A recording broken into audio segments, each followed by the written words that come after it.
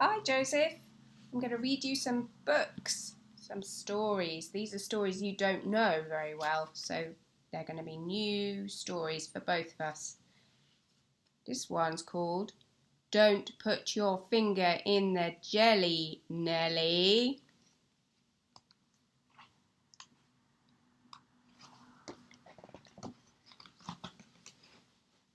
Don't put your finger in the jelly, Nelly.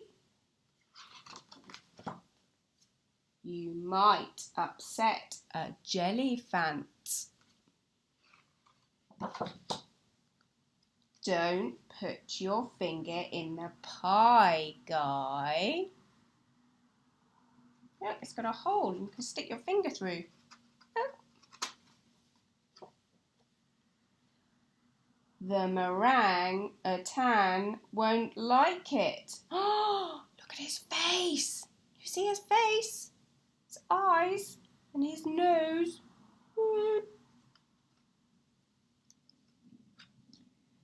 Don't put your finger in the cheese, Louise. You'll get caught by an alligator. Oh, no. Don't put your finger in the jam, Sam. It's clawberry flavour. You see that crab? He's got sharp pincers. Ooh! Stick my finger through there, look. Ooh! Don't put your finger in the pasta, Jocasta. What's going to happen next? You'll wake up the spaghetti. Ooh, scary. Don't put your finger in the shake, Jake. There's a choctopus about. Oh, he's got big eyes too, look. You see his eyes, big eyes and a nose and a mouth. He's going, ooh. Don't put your finger in there, Claire. Oh, what's in the bag? Can you see? What's in the bag? Unless you like donuts, that is. Mmm. Yum, yum, yum. That was a good story, wasn't it? Should we have another one? This one is called Oh Dear. And there's a baby on the front. So lift the flap book. Buster went to stay with Grandma on the farm. Grandma asked Buster to fetch the eggs. So he went to the barn and asked the moo cow. No eggs there. Oh dear. So he went to the sty and asked the pig. No eggs here. Oh dear. Turn the page. So he went to the field and asked the... What is it? Can you see? Bah! The sheep. No eggs here. Oh dear. So he went to the stable and asked the... Nay! There's a horse.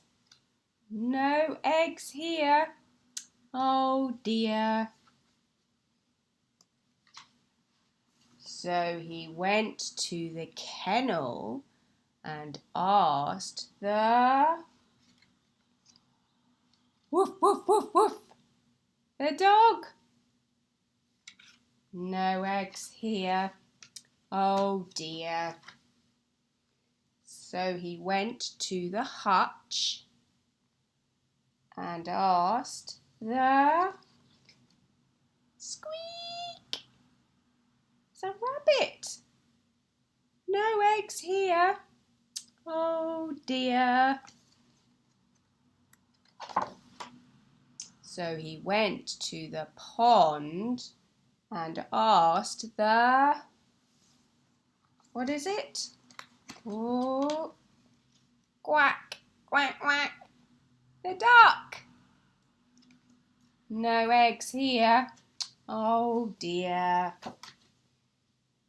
Then Buster remembered, so he went to the hen house and asked the cluck, cluck, cluck, cluck, cluck, the chickens. Hooray! Chickens lay eggs. And he had an egg for his tea. That's nice. Shall I have another story? What's next? I have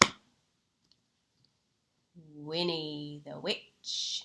Winnie's Flying Carpet.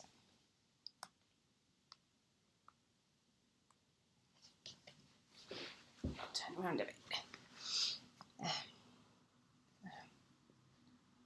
Winnie the Witch was busy writing letters.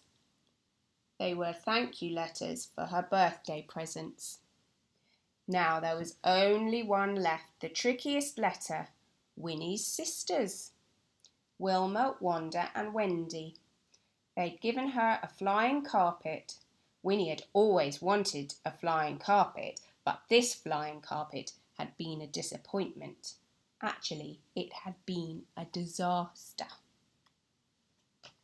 There was the time it got tangled in the washing, and the day it tipped over as they were passing a duck pond.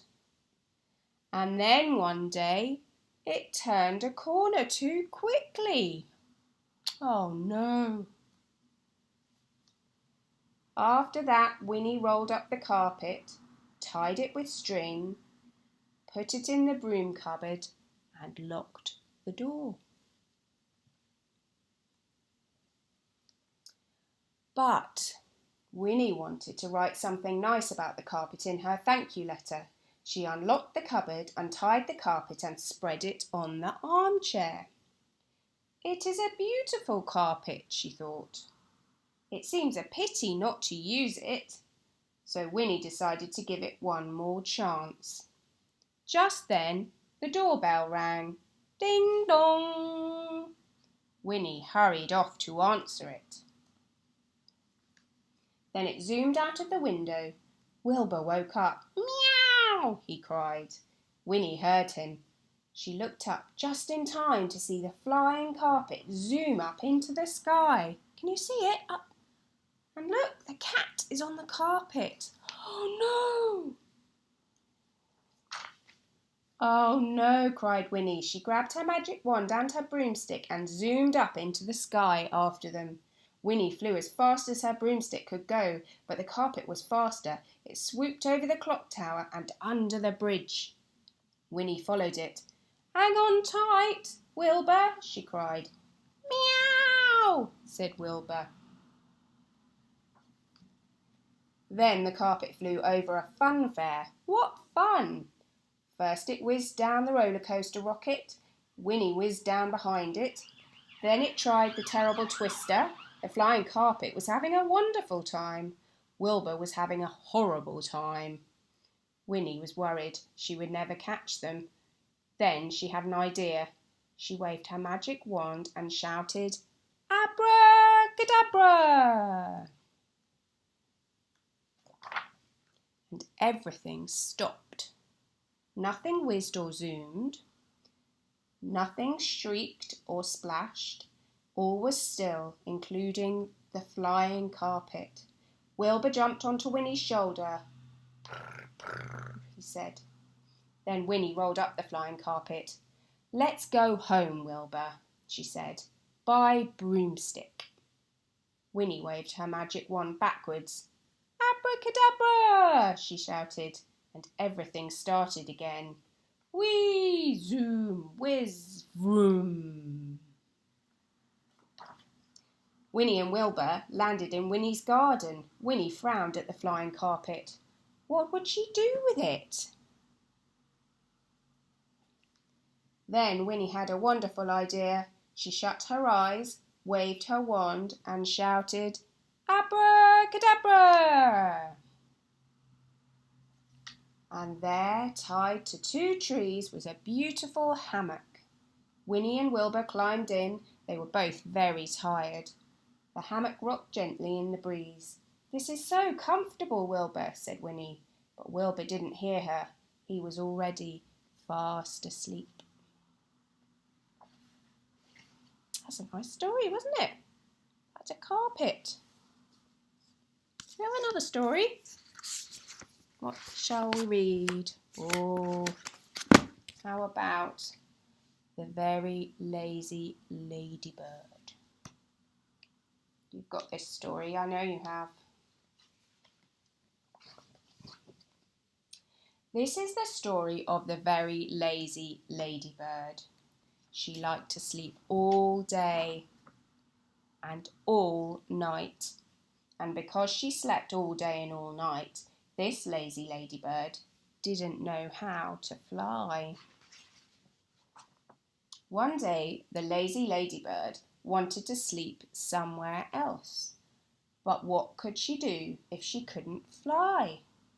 Then the lazy ladybird had a very good idea. When a kangaroo bounded by, she hopped into her pouch.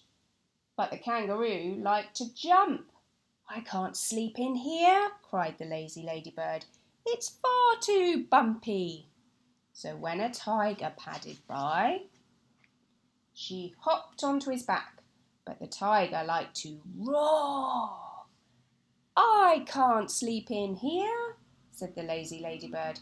It's far too noisy. So when a crocodile swam by, she hopped onto his tail. But the crocodile liked to swish his tail in the wind. I can't sleep here, said the lazy ladybird. I'll fall into the river. So when a monkey swam by, she hopped onto her head. But the monkey liked to swing from branch to branch. I can't sleep in here, said the lazy ladybird. I'm feeling dizzy. So when a bear ambled by, she hopped onto his ear. But the bear liked to scratch. I can't sleep here, said the lazy ladybird. He'll never sit still. So when a tortoise padded by, she hopped onto her shell.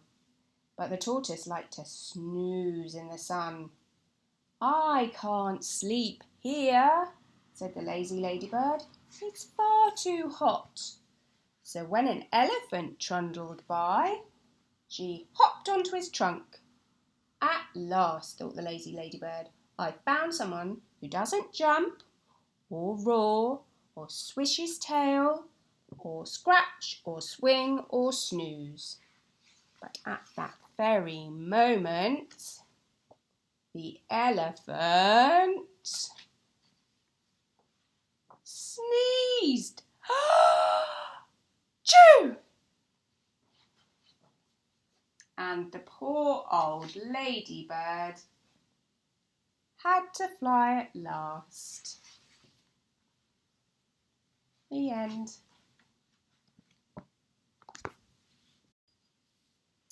Right, this story is called The Pet Itch.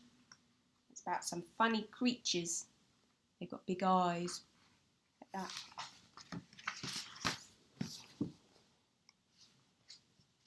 Ooh, they don't look like very nice creatures, do they? What Mossy the monster wanted most to get in the whole wide world was a small pesty pet. A pet like an itch with a horrible howl that would grizzle and grumble and guzzle and growl. Pets, said his granny, are terrible creatures. Pets, said his uncle, are only for teachers. Pets, said his auntie, are nasty and smelly. Pets, said his sister, will wee on the telly. And that you need, said his aunt, are soft toys that won't make a stink or a mess or a noise. No, Mossy shouted. They're rubbish and boring and no good at clawing or gnawing or roaring. Toys, said his granny, are cute and appealing. Toys, said his sister, are brilliant for stealing. Pets, said his granny, are perfectly great when you're older and bigger. You just have to wait. Just a few years, it won't be forever. But would this fool Mossy the monster? Never! Why, Mossy yelled, can't I get one right now? Ha! Cried his sister. You smell like a cow. Maybe, his aunt said, you'd like to pretend that you had a small pet, such an excellent friend. Imaginary pets are incredibly clever, but would this fool Mossy the monster? Never! No, Mossy cried, that sounds no fun at all. Ha! Yelled his sister, you're still far too small. Hey, said his uncle, let's go to the zoo and see all the animals. That's what we'll do. Come on, we'll go now or tomorrow, whenever. But would this fool Mossy the monster? Never. Boring, cried Mossy, his thumbs in his ears. Boring, cried Mossy, trying to fake tears. Boring, cried Mossy, it's rubbish, the zoo. Ha! Cried his sister, you live in one too. Mossy, his gran, said, I bought you a book with pictures of itches. Come here, take a look. Pictures are tidy, they don't make a mess ever. But would this fool Mossy the monster? Never! I need a pet itch, Mossy cried. Can't you see? Ha! Cried his sister. Just leave it to me. What we need, said his sister, are ribbons and bows and frills and gold sequins and pretty pink clothes. No, Mossy said, I don't like that one bit. But wait, said his sister, this could be a hit. The pair then went out, and soon in a ditch they grabbed and they fished out a small, pesty itch. They dressed it in ribbons and glittery things, with bows on its head and some pink fairy wings. Oh, said the granny as soon as she saw it. Oh, said their aunt, it's so sweet, I adore it. Now, said the sister, you cannot refute that this poor little pet is incredibly cute. In fact, we're delighted you're all here to meet it. Now that you've done so, we're going to eat it. What? Screamed the old folk. Oh, what did you say? That itch is adorable. Please let it stay. Sorry, said Mossy, this small creature's fate is already decided. It goes on my plate. Although, Mossy added, I might just be kind. If you do as I tell you, I'm sure you won't mind. Yes, cried the old folk, we so love this pet. Wait, said his sister, we've not finished yet.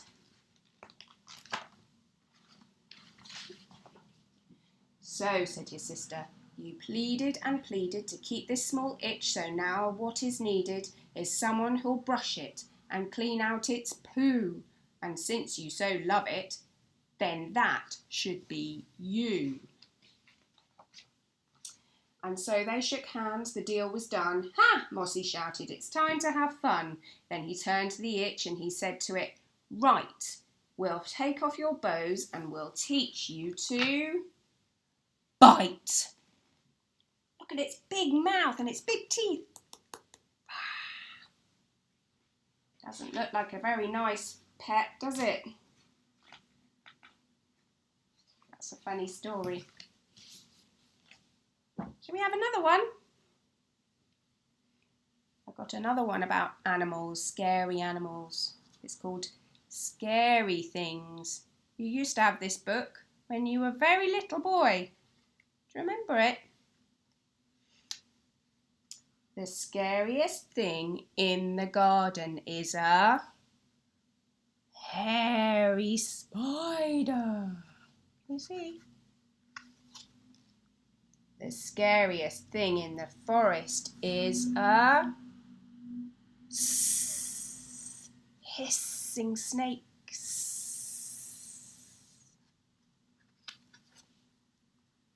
The scariest thing in the sea is a silent shark. The scariest thing in the jungle is a... You see that? Hungry tiger. Don't think his mouth works very well there. Look, that's better.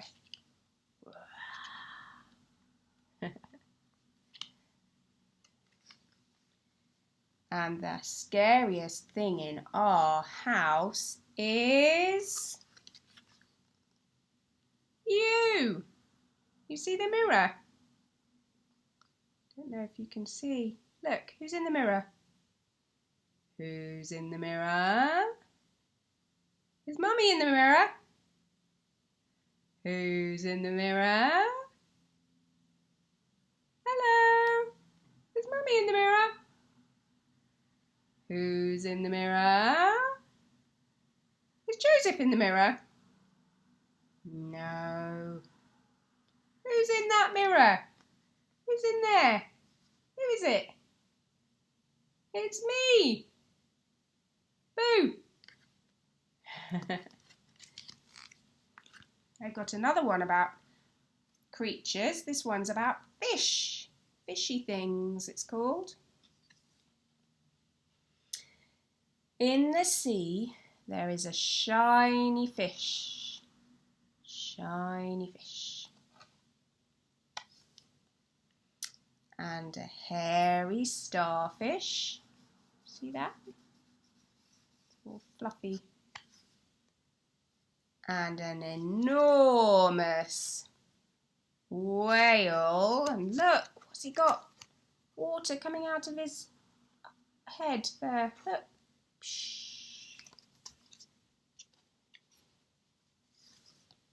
And a hungry shark. Can you see his teeth? Very sharp teeth. And just near the beach, in the deep water where your bare legs go, there's a big grabby octopus. He's got big, mean eyes. Looks very cross. It's a cross octopus. That's a nice one. Right. Shall we have another one? This one is called How to Be a Lion. There's lots of these stories about animals, aren't they? Right. Some say there's only one way to be a lion. They say lions are fierce. If they catch you, they will chomp you. Crunch, crunch, chomp. They say a lion can't be gentle. Well, they haven't met Leonard.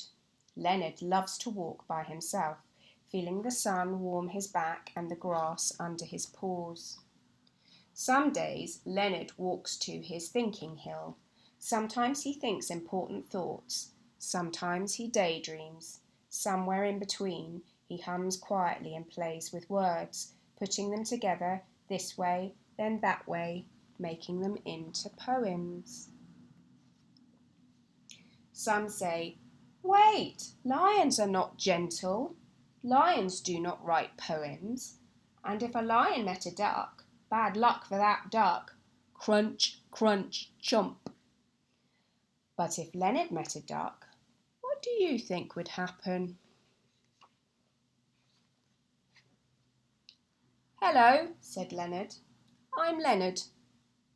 Hello, said the duck. I'm Marianne. I'm writing a poem, said Leonard, but I'm stuck. Will you help me? You're in luck, said Marianne. I'm a poetic duck. Together they played with Leonard's poem until the words came unstuck. Leonard and Marianne found they liked each other.